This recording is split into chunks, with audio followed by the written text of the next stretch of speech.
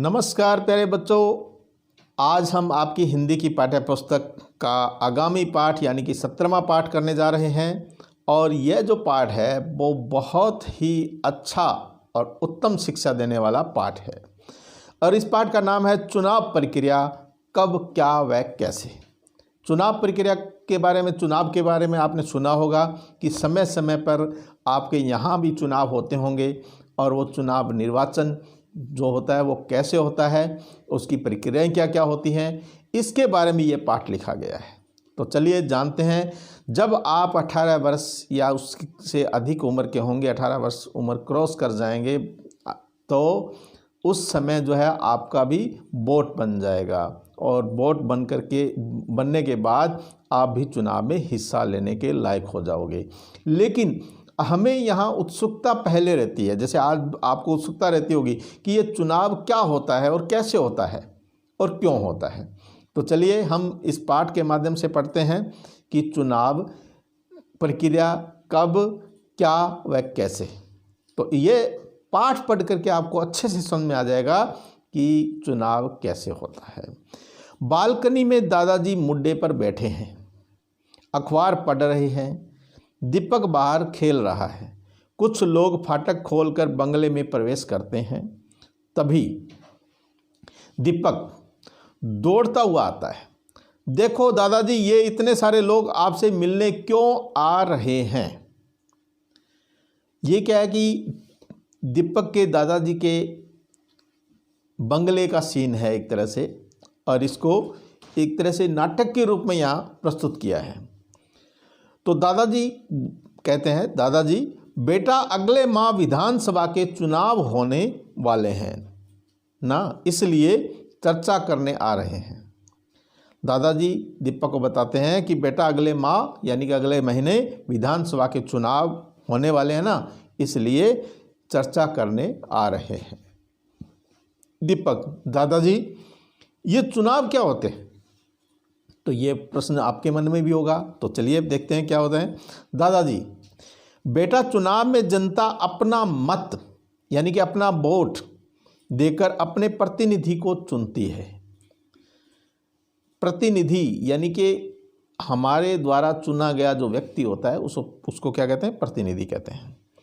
दीपक, प्रतिनिधि, अच्छा प्रतिनिधि कैसे चुनते हैं। दादाजी बेटा आप अभी छोटे हो, जब आप 18 वर्ष के हो जाओगे तब आपको जानने की ज़रूरत है, अभी आप स्कूल जाओ। दीपक, बताओ ना दादाजी। दादाजी अभी आप जाओ, आपके स्कूल का समय हो गया है। इस बीच सभी लोग दादाजी के पास आ जाते हैं तथा दीपक स्कूल के लिए रवाना हो जाता है।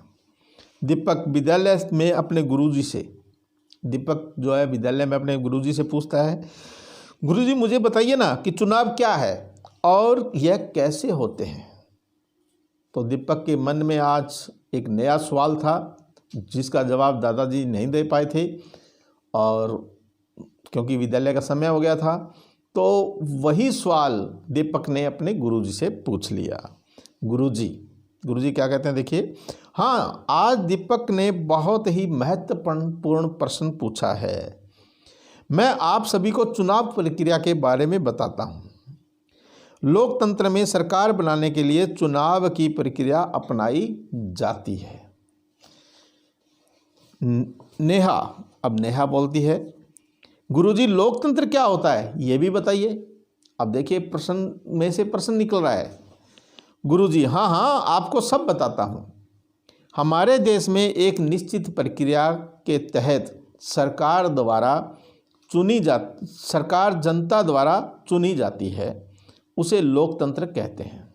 यानी कि जनता के द्वारा जब सरकार का चयन किया जाता हो उसे क्या कहते हैं, लोकतंत्र कहते हैं। शालू, ये निश्चित प्रक्रिया क्या होती है। गुरुजी, इस निश्चित प्रक्रिया को चुनाव कहते हैं, जिसमें जनता मतदान द्वारा अपने प्रतिनिधि को चुनती है। नेहा, ये प्रतिनिधि कौन होते हैं। गुरुजी फिर बताते हैं, देखिए ये चुनाव प्रक्रिया द्वारा चुने हुए सदस्य होते हैं जो लोकतंत्र में जनता का प्रतिनिधित्व करते हैं। दिशा, अब दिशा बोलती है, गुरुजी क्या मैं भी चुनाव लड़ सकती हूँ? गुरुजी नहीं, चुनाव राजनीतिक दल के माध्यम से या स्वयं निर्दलीय प्रतिनिधि के रूप में लड़ सकते हैं, परंतु उसकी एक निश्चित आयु निर्धारित होती है। आपको यह जानकारी तो होगी कि वोट देने की न्यूनतम आयु यानी कि कम से कम उम्र जो है 18 वर्ष निर्धारित है। दीपक, जब मैं 18 वर्ष का हो जाऊंगा तब क्या मैं भी वोट दे सकता हूं? गुरुजी हाँ, आप वोट देने जा सकोगे, परंतु इससे पूर्व आपको वयस्क मताधिकार हेतु मतदान सूची में अपना नाम दर्ज करवाना होगा। यानी कि जब आप वयस्क हो जाओगे, वयस्क किसे कहते हैं? 18 वर्ष या उससे ऊपर की जो उम्र होती है, 18 वर्ष क्रॉस करने के बाद व्यक्ति क्या होता है? वयस्क माना जाता है। दीपक, ये वयस्क मताधिकार और मतदाता सूची क्या है? गुरुजी 18 वर्ष या उससे अधिक आयु के सभी नागरिकों को बिना किसी भेदभाव के मत देने का अधिकार वयस्क मताधिकार कहलाता है। जिस सूची में मतदाताओं के नाम होते हैं उसे मतदाता सूची कहते हैं। मतदाता सूची में नाम दर्ज कराने के लिए एक निर्धारित प्रपत्र भरना पड़ता है। यानी कि वोट बनवाने के लिए, मतदान करने के लिए क्या है कि मतदाता सूची में नाम जुड़वाना पड़ता है, उसके लिए एक प्रपत्र होता है वो भरना पड़ता है, जिसे फार्म कह देते हैं हम। दीपक, गुरुजी मतदाता सूची में नाम कौन दर्ज करता है? गुरुजी यह कार्य BLO यानी कि बूथ लेवल अधिकारी, आपने भी सुना होगा कि BLO आ गया, BLO से वोट जुड़वाएंगे, BLO ये कर रहा है, BLO वो कर रहा है।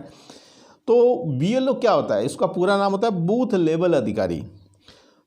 तो यह कार्य BLO द्वारा किया जाता है। यह स्थानीय सरकारी कर्मचारी होता है जो चुनाव आयोग का प्रतिनिधि होता है। दीपक, अच्छा है, तब तो मैं भी 18 वर्ष का होते ही मतदाता सूची में अपना नाम दर्ज करवा कर राष्ट्रहित में अवश्य मतदान करूंगा।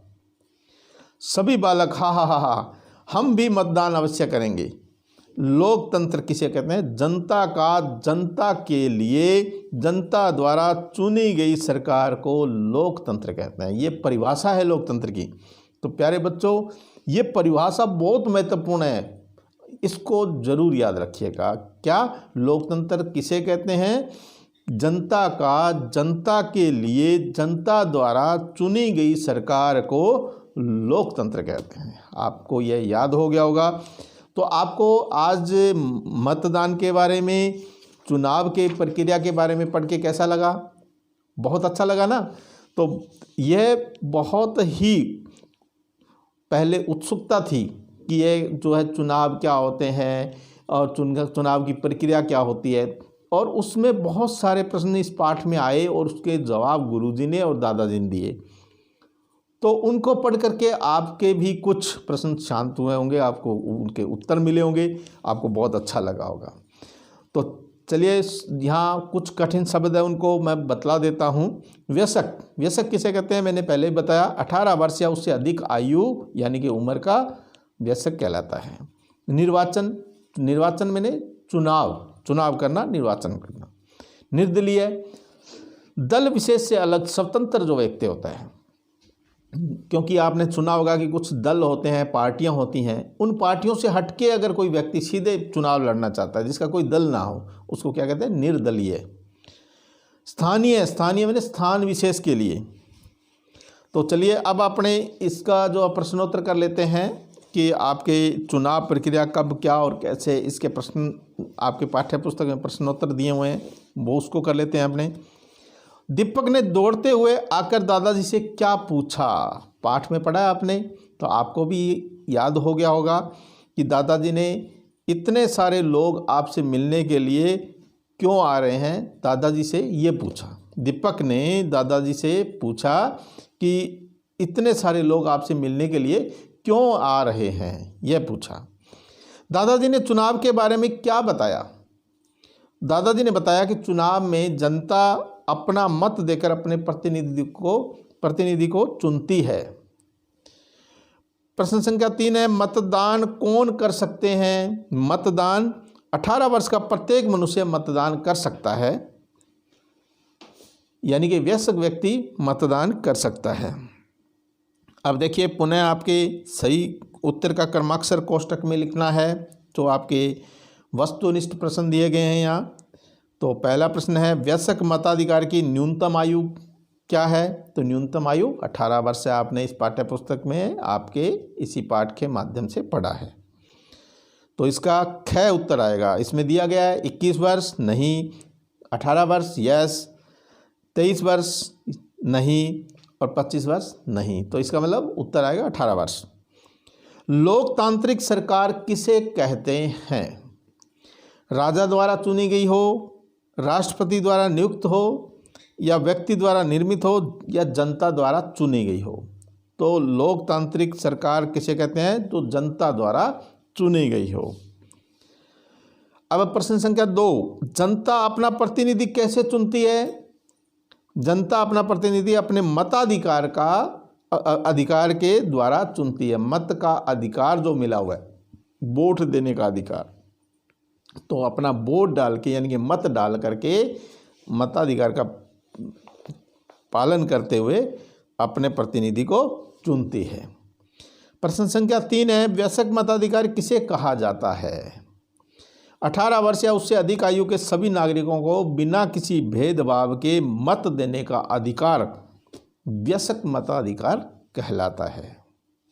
प्रश्न संख्या 4, लोकतंत्र किसे कहते हैं?